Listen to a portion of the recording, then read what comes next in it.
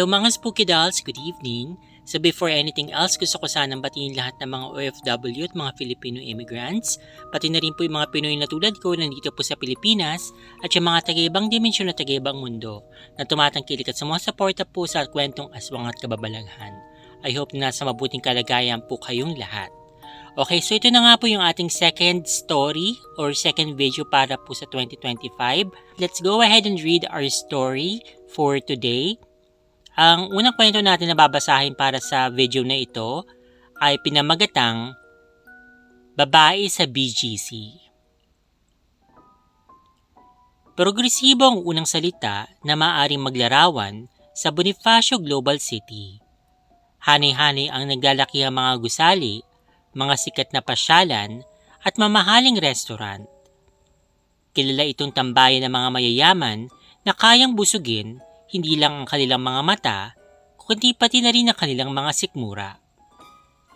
Pero meron din naman mga hongonyango na pilit na nakikihalubilo sa kanila. Nakapustura na animoy mga rumarampa kahit tanging mata lang nila ang kaya nilang busugin. Iba't ibang klaseng tao ang naririto, mula sa mga banyaga, mga mayayamang estudyante, businessmen at mga magkasintahan. Umaga hanggang gabi, hindi ito nauubusan ng mga tao na tila hinango sa iba't iba ring kulay at tekstura. Minsan hindi rin maiiwasan na makadaupang palad mo ang mga nilalang na tila lumagpas na sa antas ng pagiging normal. Usong-uso yung mga cosplayer o mga tao na nagbibihis bilang mga characters mula sa mga anime or cartoons na gawang Japan. Meron mga mukhang mandirigma na may mga patusok na buhok o kaya naman mga dilag na nakasuot ng makukulay pero mapanuksong baluti. Nagkalat sila sa syudad. Tila nais nilang ipagsigawan sa lahat kung gaano sila kahumaling sa mga characters na paborito nila. Craze or kabaliwan nga sigurong may tuturing pero wala nang pakialam ang mundong ito. Maliban na lang siguro kung mayroong maglalakas loob na maglakad sa publiko na ang tanging suot lamang ay underwear. Yun ang nangyari kay Antoinette nang minsan ay namasyal siya sa BGC. Pagkababa pa lang niya ng grab taxi, walang isang minuto, nakuha niya ng atensyon ng mga tao sa paligid, partikular ng mga lalaki. Ang tanging saplot niya lang kasi ay ang kanyang pink na bra at panty habang sukbit ang kanyang backpack. Pare, let me guess, this one is another cosplayer. Isang lalaking konyo ang biglang narinig ni Antoinette habang binabagtas niya ang kahabaan ng isa sa mga pasyalan sa BGC. No shit man, tingnan mo, must be our whore I guess. Dagdag pa ng isang kasama nito, sabay hit-hit sa vape na hawak-hawak. Believe me pare, she's from an anime. Sabi pa ng isa. What kind of anime has characters wearing only their undies? Sagot naman ng isa. Ano pa? Edi hentai! Naghagatpakan ng dalawang lalaki habang tila ang mga nguso ng dragon ang kanilang mga bibig dahil sa pagbuka ng usok na may manamis-namis na amoy. Inirapan lamang sila ni Antoinette sabay nagpalit ng direksyon ng dalaga. Habang tumatagal, nakakapaso na ang mga tingin sa kanya. Hindi lang siya basta sinusulyapan. May halong pagdanasang mga titig nila na sinasabayan pa ng pagtawa mula sa pantasya na naglalaro sa kanilang isipan. Bawat mata na nakatuon sa kanilang malakremang kutis ay mga dila ng apoy na tumutubok sa kanyang katawan. Pero patuloy lang sa paglalakad si Antoinette sa bawat sulok ng maingay at makulay na lugar ng BGC. Hindi niya alintana na sa utak ng mga kalalakihan ay makailang ulit na siyang ginahasa. Marami-rami ang nagtangkang lapitan siya. Meron din ilang naglakas loob na sinubukang hawakan siya pero lumayo lamang siya sa kanila. Hinayaan niyang angkinin ng kanilang mga mata ang kanyang katawan dahil ang totoo, yun naman talaga ang kanyang balak at gustong mangyari. Nagpatuloy siya sa paglibot sa BGC na hindi alintana ang pito at sutsut sa kanya. Ang ilang mga mata na sa umpisa ay kontento na sundan ng kanyang mga kilos, kinalaunan, naging mga paang nakasunod kahit saan siya magpunta. Lahat na ata ng uri ng lalaki, mapa-teenager, may asawa, o kahit mga lolo na, nagpakita ng motibo. Lahat sila hindi nahihiyang ipakita ang totoo nilang pagkatao na para bang ang kanyang presensya ang siyang naging susi upang hubarin nila ang kanilang mga maskara. Mga baboy, ito lamang ang nasambit ni Antoinette sa kanyang sarili nung makasakay na siya ng MRT. Kakaunti na lang ang tao sa loob nung sumakay siya, pero nandun pa rin yung mga matang pilit siyang hinuhubaran. Na makauwi na siya sa kanyang kondo, binuksan niya ang kanyang bag at kinuha rito ang isang balisong at 4 na itim na kandila. Wala na sigurong mas makapangyarihan pa sa pagnanasa ng tao, lalong-lalo na sa mga bagay na sensual. Unang beses nang umiti ni Antoinette habang nilalaro sa kanyang palad ang balisong. Para sa kanya na isang manggagaway, may 2 pwersa lamang na siyang nagpapaikot sa mundo. Sex and violence. Sa media at sa internet, hindi nawawala ang 2 ito. Pawang patago lamang na nilalagay sa bawat video, musika at pelikula na tinatangkilik ng mga tao. At ngayon, sa kanyang katawan ay nakakapit ang sexual na enerhiya mula sa mga lalaking tumingin sa kanya. Ang totoo, pakiramdam niya ay para siyang naligo sa putik at dumi dahil sa nakakapit sa kanyang balat. They give me sex. Now, I will give them violence.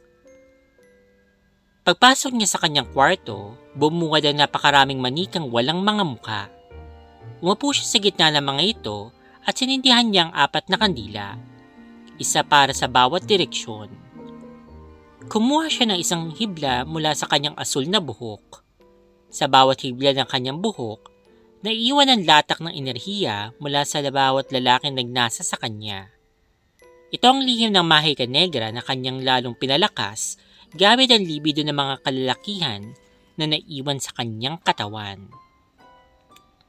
Tinali niya sa isa sa mga manika ang hibla ng kanyang binunot, sabay umusal siya ng mga salita na hindi mahahanap sa kahit anong diksyonaryo.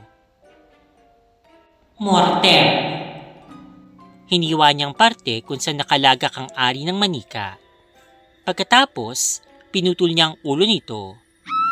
Napasigaw sa sarap si Antoinette sa kanyang naramdaman.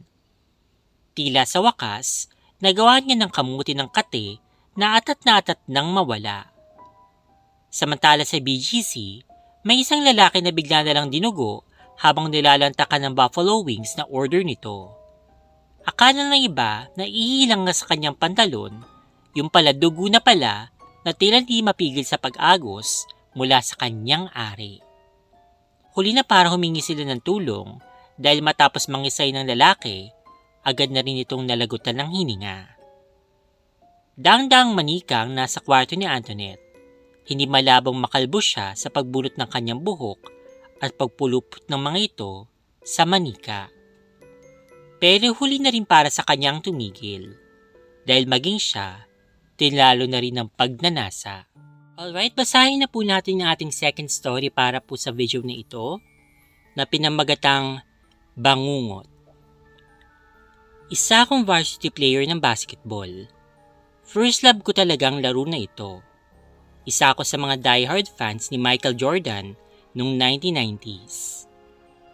Dahil sa palagi nga akong pagod, sa pagkain ako bumabawi. Kailangan ko ito para magkaroon ako ng sapat na resistensya para sa practice namin. Isang gabi, nagpractice kami sa isang gym sa may Sampaloc, Manila. Medyo humabang laro dahil may mga play na tinuro ang bago naming coach. October 17, 1998 noon. Alas 10 na ng gabi nang matapos yung aming ensayo. Nagmamadali ako na kinuha yung kotse ko sa garahe. Oras pang lumipas. At naparada ako sa bahay namin. Talagang pagod na ako ng gabing iyon. Pagod ako sa laro at hapurin sa pagdadrive ng kotse. Pagkatapos kong ilagay ang mga maruming damit sa washing machine, sa kusina na ako dumiretso. Ano kaya yung ulam? Talagang gutom na ako. Sakto naman, nagluto pala yung mami ko ng paborito kong ulam. Patatim. Ang sarap. Isa ito sa mga specialty ng airmats ko. Talagang magaling siyang magluto. Ang dami nga niyang mga cookbook sa aming kusina. Hindi nakakapagtaka kung bakit tumaba sila ng daddy ko. Kung hindi siguro ako naging athletic, malamang tumaba na rin ako katulad nila. At least, tama lang yung build ko. Tabang-tama lang sa pakipagbanggaan sa mga kalaro ko sa larong basketball. Puno agad ng fried rice yung plato ko. The best talaga yung sauce ng patatim na luto ni mami. Nagulat ako nang biglang nagbukas ang ilaw. Huh? Ay naku iho, anong oras na ba yung dinner mo? Mag-aalaw na ng madaling araw ah. Sabi sa akin ni mami ko. Hi ma'am. Ano po? Pasensya na kayo. Ginabi po kasi yung practice ng game eh. Ang sarap talaga nitong luto ninyo.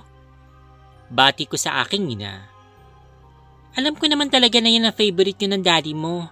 Kaya nga yan ang niluto ko para sa inyo. Pero anak, gabi na. Huwag ka na masyadong magpapakabusog ha. Okay lang na kumain ka, pero hindi ka dapat pwedeng matulog ka agad. Paalala ng airmats ko. Opo, konting kain lang. Tapos magpapahinga po muna ako bago ako matulog.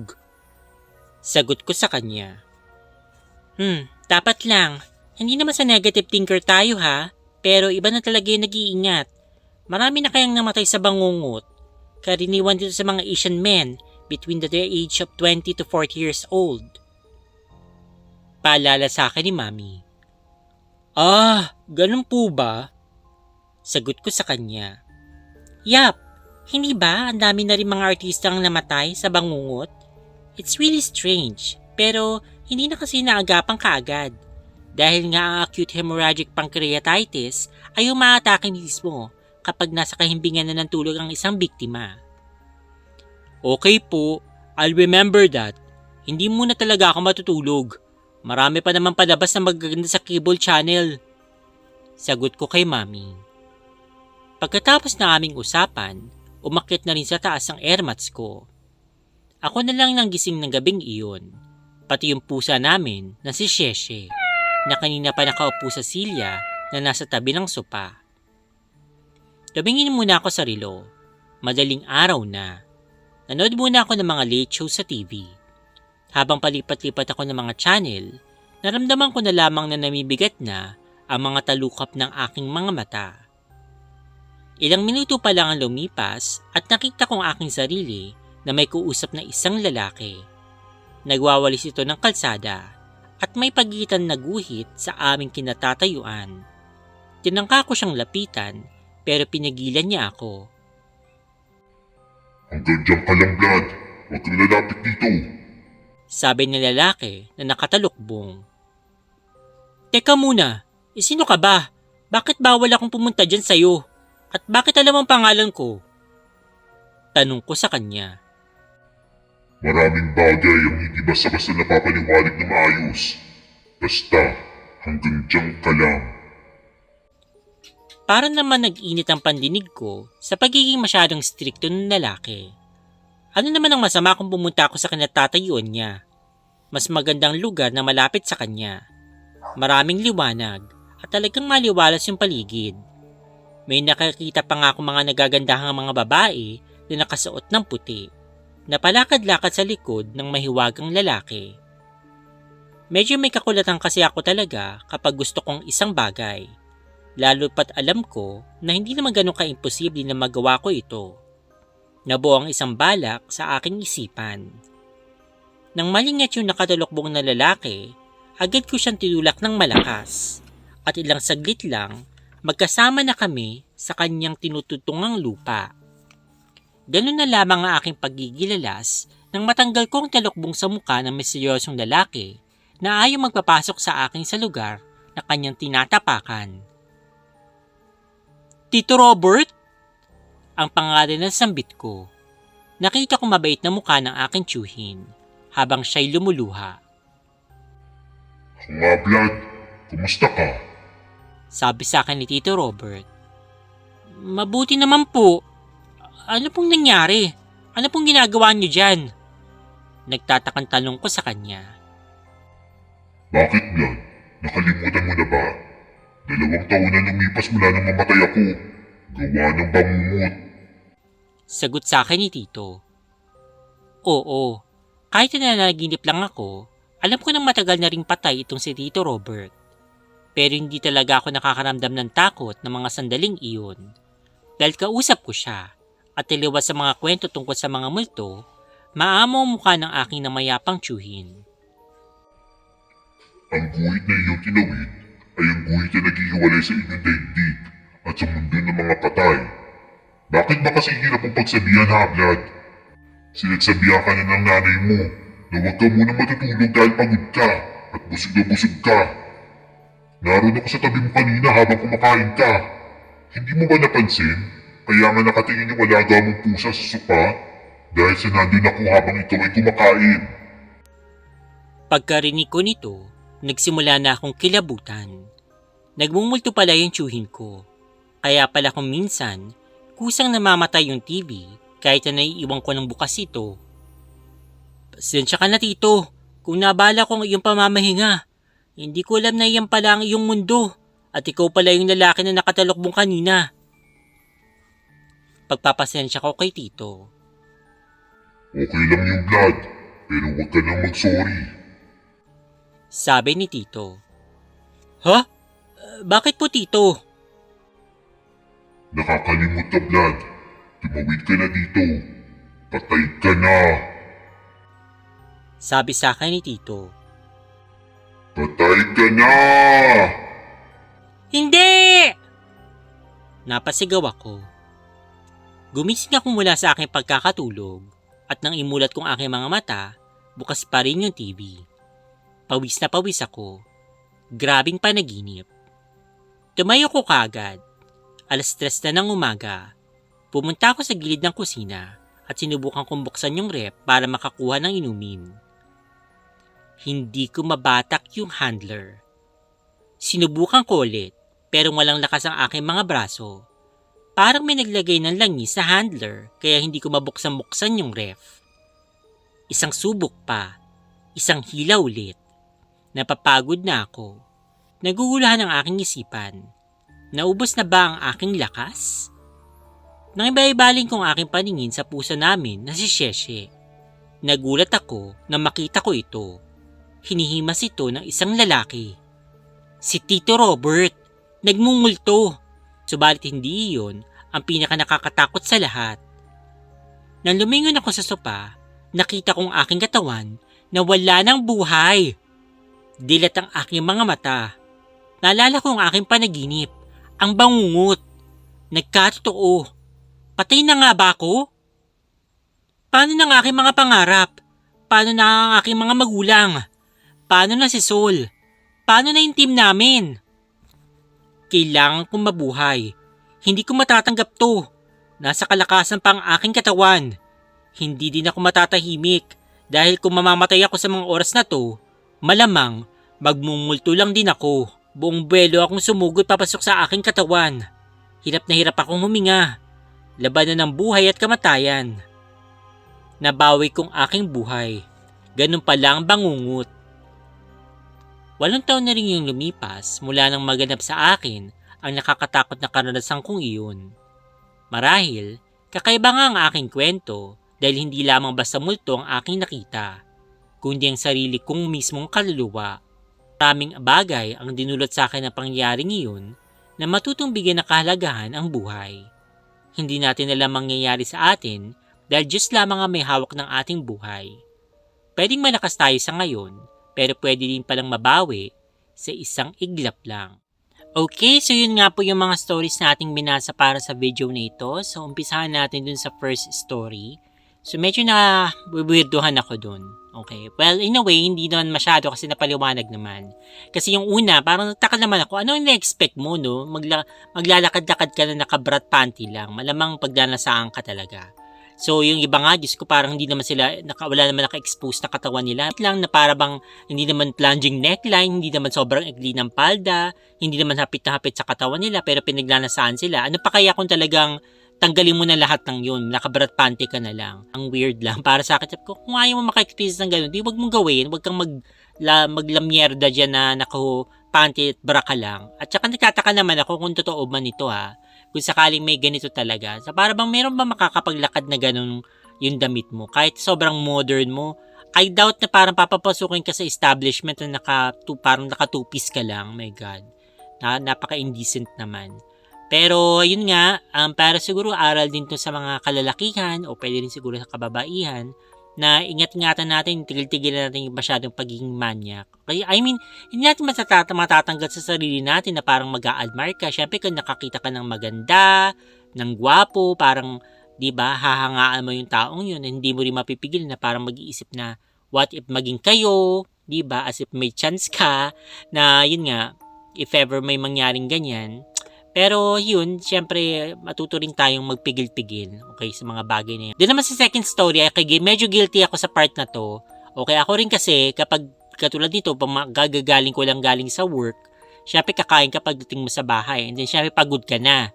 So, ang tendency is gusto mo nang matulog, okay? Pero bawal kasi talaga yun, hindi kasi talaga maganda. So, sabi nga dito sa kwento, maraming mga artistang namatay na. Like Marky Shelo, okay? Si Marky Shelo yan. O yan, si Rico yan. Okay? So, pero yung kay Rico yan, ewan ko kung napanood nyo yung kay Claudine para bang may pinapaano daw siya na parang may ginamit daw na parang pinagbabawal na gamot itong si Rico yan. But anyway, kung ano pa man yung dahilan, so ganun pa rin. Yung natulog kasi daw kaagad itong si Rico yan na busog yata or what. At marami pang ibang mga parang binangungot na lang at hindi na nabuhay. Hindi na sila nagising.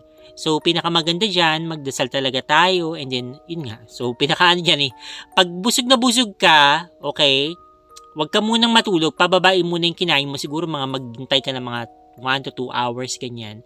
Or better yet, kumain ka, katulad nga sabi nito, kumain ka, pero wag naman yung bundat ka na parang tipong ang laki-laki ng tiyan mo kasi maimpacho ka na. Okay. Ayun. So, para yun lang siguro yung magagawa natin. And of course, magdasal nga. And then, sabi nga dito, so make sure na you're appreciating your life. Huwag mong iti-take for granted yung life mo. Kasi nga, sabi dito, malakas ka ngayon. Okay? Healthy ka ngayon. Pero, who knows? Okay?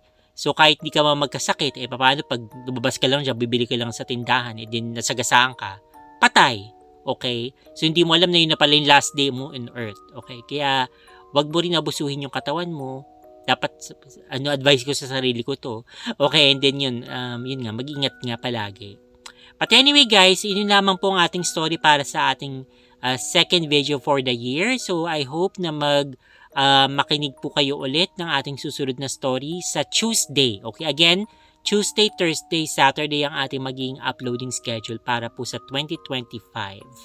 Okay? So, 3 days a week tayo makakapagkinig ng mga kwento dito sa Kwentong Aswang at Kababalaghan.